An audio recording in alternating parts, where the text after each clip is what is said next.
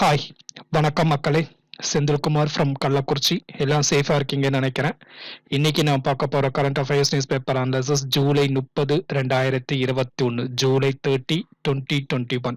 இன்றைய தேதியில செய்தித்தாள்களில் வந்திருக்க முக்கியமான news exclusive for any type of competitive examination. அனைத்து விதமான போட்டித் தேர்வுகளுக்கும் இந்த வீடியோ உங்களுக்கு யூஸ்ஃபுல்லா இருக்கும். வீடியோக்குள்ள போறதுக்கு முன்னாடி சேனலுக்கு மறக்காம சப்ஸ்கிரைப் பண்ணிடுங்க. அப்பதான் நான் போடுற ஒவ்வொரு வீடியோவும் நோட்டிபிகேஷன்ஸ் வரும், உங்களால பார்க்க முடியும். வீடியோ பிடிச்சிருந்தா கண்டிப்பா லைக் பண்ணுங்க, உங்க ஃப்ரெண்ட்ஸ் சொல்லி ஷேர் பண்ணுங்க. கீழே இருக்கிற கமெண்ட்ல உங்க ஃபீட்பேக் அண்ட் சஜஷன்ஸ் மறக்காம தந்துருங்க. Here comes the newspaper analysis for July 30. First one, Swarnim Vijay Varsh. Swarnim Vijay Varsh இது வந்து ஒரு விக்டரி ஃபிளேம், அதாவது வெற்றி ஜோதி. ஓகேங்களா, ஜெயிச்சதுக்கான அந்த ஜோதி ஓட்டம் அப்படின்ற மாதிரி சொல்லலாம். எதற்காக அப்படின்னா, India celebrates 50th anniversary of historic victory 1971 war as Swarnim Vijay Varsh.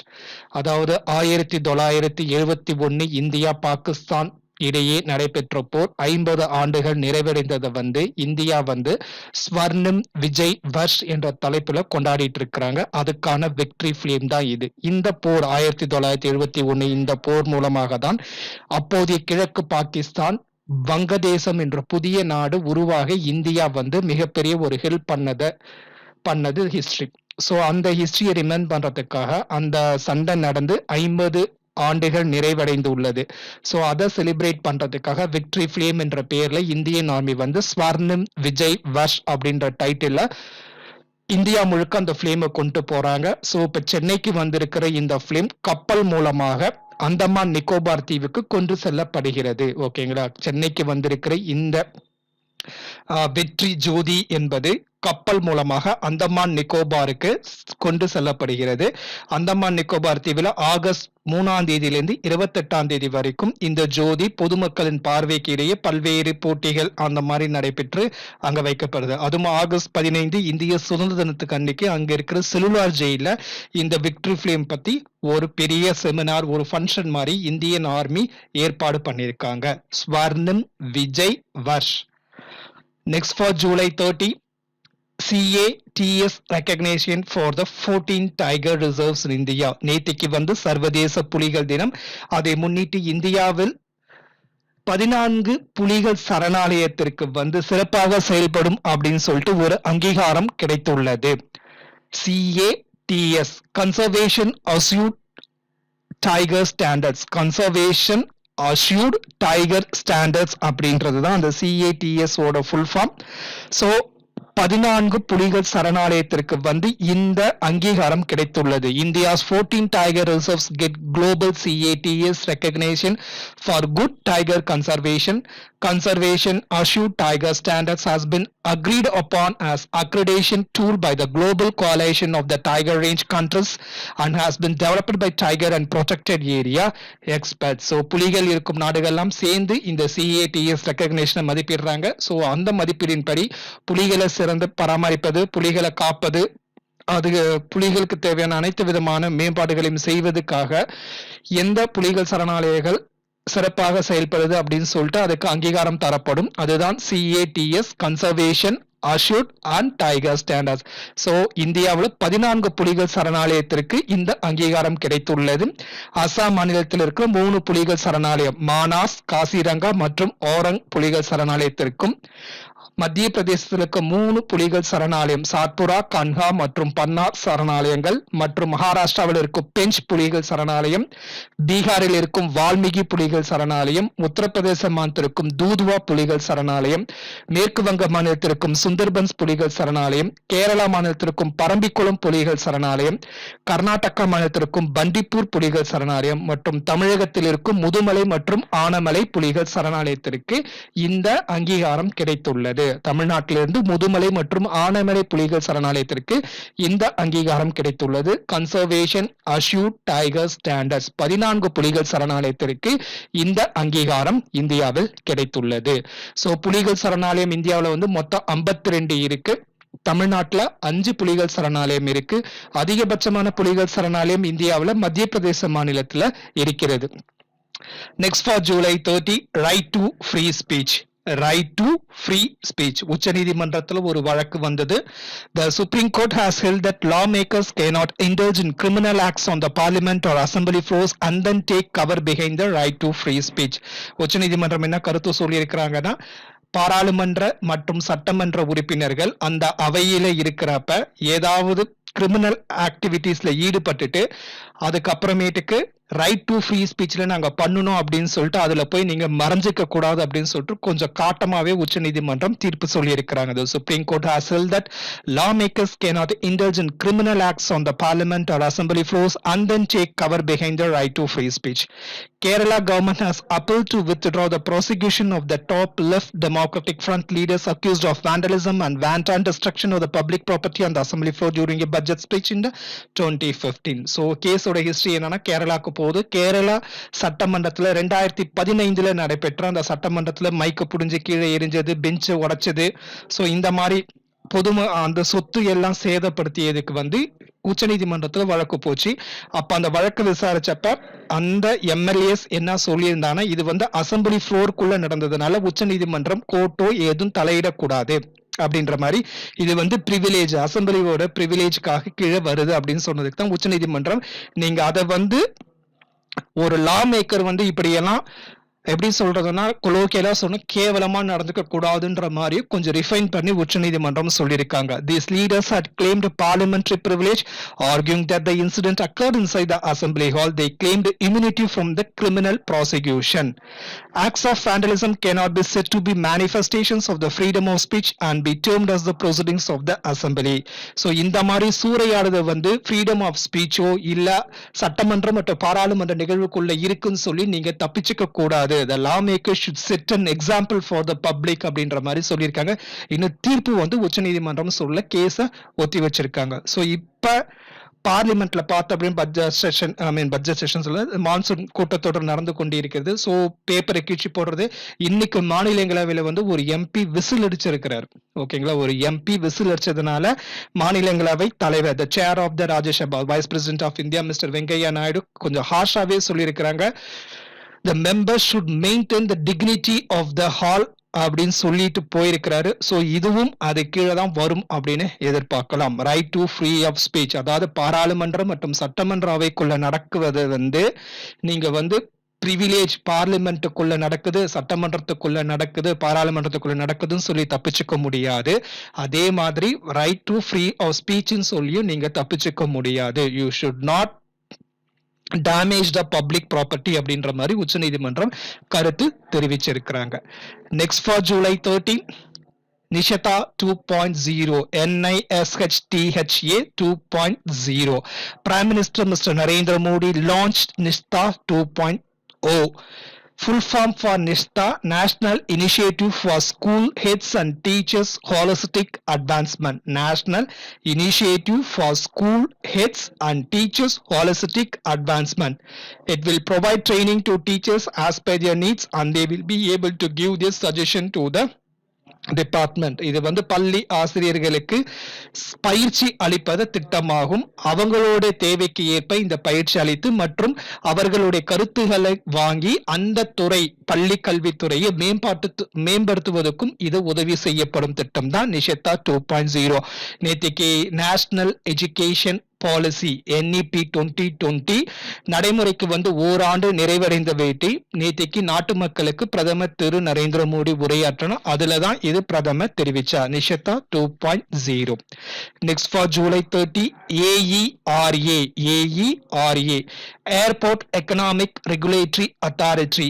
Airport economic regulatory authority விமான நிலைய பொருளாதார சீர்திருத்த மையம். Okay, the Lok Sabha passed the Airport Economic Regulatory Authority Amendment Bill, paving the way for privatization of the small loss-making airport by clubbing it with a larger airport.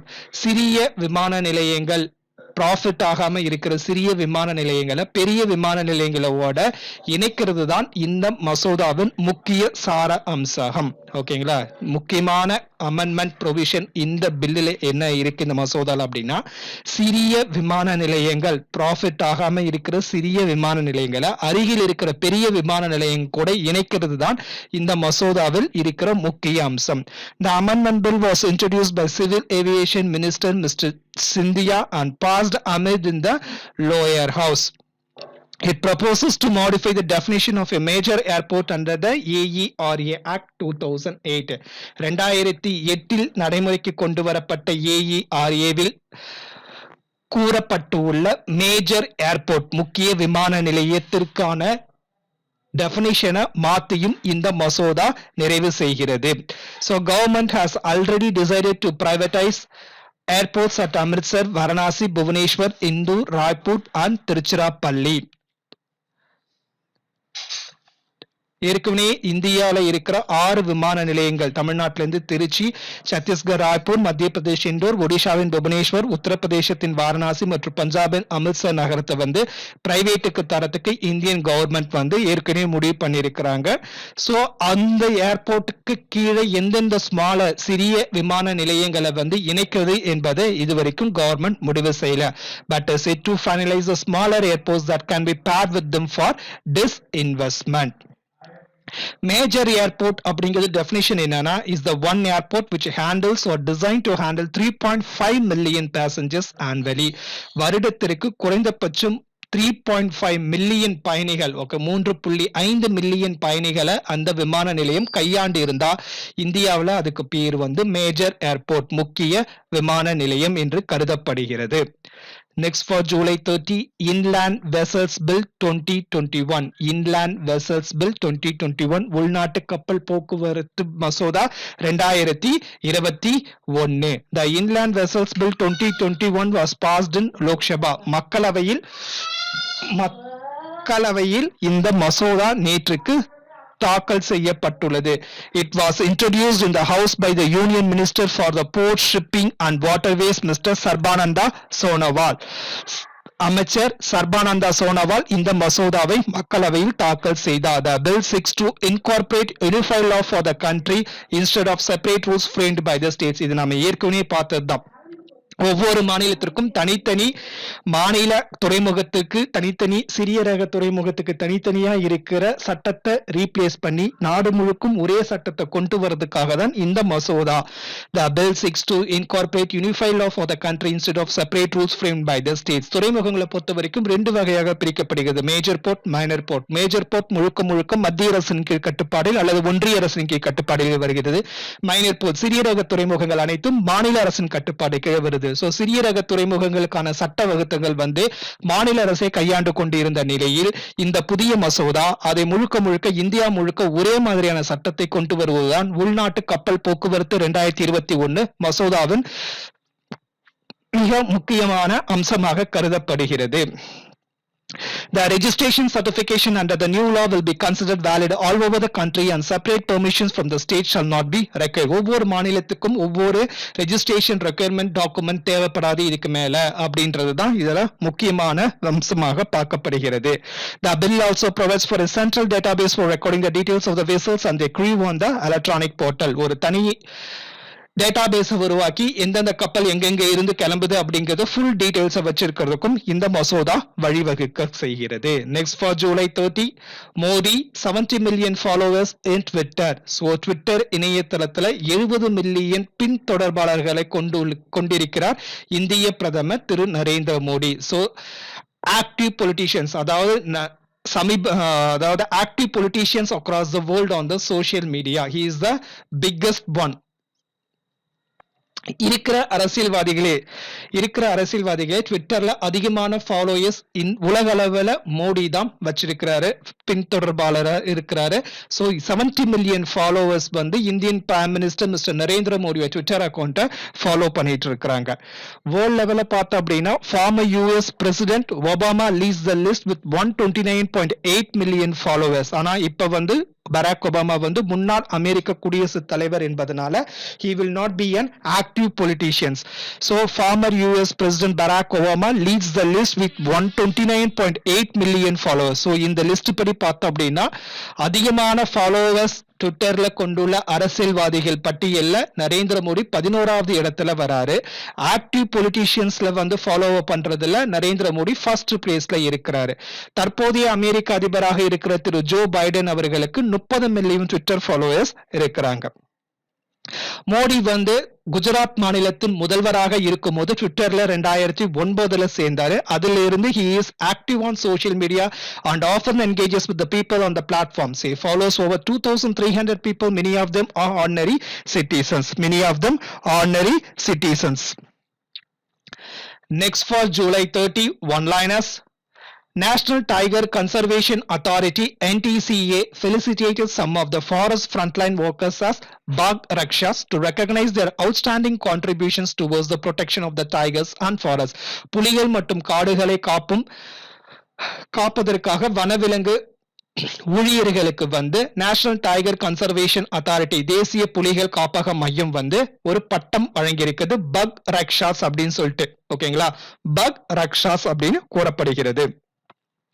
Prime Minister Mr. Narendra Modi informed that 14 engineering colleges of 8 states are starting to impart educations in the 5 Indian languages. பிராந்திய மொழிகளில் பொறியியல் படிப்பை மேற்கொள்வதற்கு 8 மாநிலங்கள் முடிவு செய்துள்ளன. 8 மாநிலங்கள் இருக்க 14 பொறியியல் கல்லூரிகள் முன் வந்துள்ளன.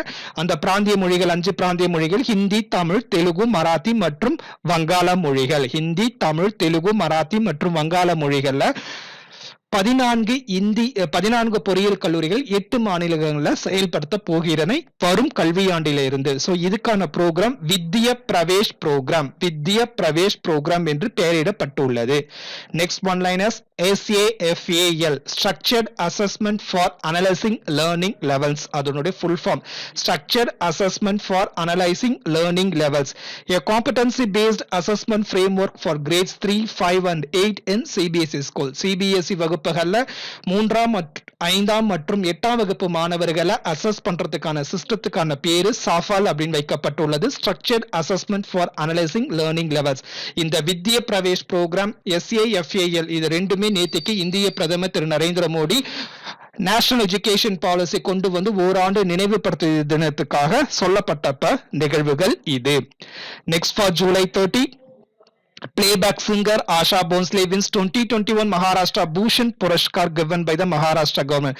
மகாராஷ்டிரா அரசாங்கத்தால் தரப்படுகிற மகாராஷ்டிரா பூஷன் புரஸ்கார் விருது 2021ஆம் ஆண்டிற்கு புகழ்பெற்ற பின்னணி பாடகி ஆஷா போன்ஸ்லே தேர்ந்தெடுக்கப்பட்டுள்ளார். Intel along with the Ministry of Education and CBSE launches artificial intelligence course for the program. So செயற்கை நுண்ணறிவு பாடப்பிரிவை இன்டலும் சிபிஎஸ்இ இணைந்து சிபிஎஸ்இ மாணவர்களுக்கு செயல்படுத்த உள்ளது. Intel and CBSE launches artificial intelligence program. Global Education Summit சர்வதேச கல்வி மாநாடு கென்யாவும் இங்கிலாந்தும் இணைந்து லண்டனில் நடத்துகின்றன. Global Education Summit, Kenya and United Kingdom are co-hosting a Global Education Summit in the city of London with the objective to raise $5 billion American dollar for the Global Partnership for Education (GPE). GPE funds public education in up to 90 territories and countries. Next, for July 30, Google ஓட parent company alphabet அப்படிங்கிறது தான், அல்பபெட்ல இருந்து வந்தது company தான் Google. So alphabet company வந்து புது கம்பெனியை ஆரம்பிக்க போறதா சொல்லியிருக்காங்க. இன்ட்ரின்சிக் அப்படின்றது பேரு, இன்ட்ரின்சிக். சோ இந்த இன்ட்ரின்சிக் கம்பெனி என்ன அப்படின்னா, it will focus on building industrial robot software. ஓகேங்களா, இண்டஸ்ட்ரியல் ரோபோட் சாஃப்ட்வேர், தொழிற்சாலைகளை செயல்படுத்தக்கூடிய ரோபோக்களுக்கான மென்பொருளை உருவாக்குவதுதான் இந்த இன்ட்ரின்சிக் கம்பெனியோட முக்கிய வேலையாக இருக்கும் என்று அல்பபெட் நிறுவனத்தின் செய்திக்குறிப்பில் தெரிவிக்கப்பட்டுள்ளது. Union health ministry has announced 27% reservation for the OBCs and 10% quota for EWS in the All India quota. அகில இந்திய கோட்டாவில் நடப்பு கல்வியாண்டில் முதல் மருத்துவ படிப்பு மற்றும் மருத்துவ மேற்படிப்பில் ஓபிசி பிரிவினருக்கு 27% இடஒதுக்கீடு அமலுக்கு வரும் என்று ஒன்றிய சுகாதாரத்துறை அமைச்சகம் அறிவித்துள்ளது.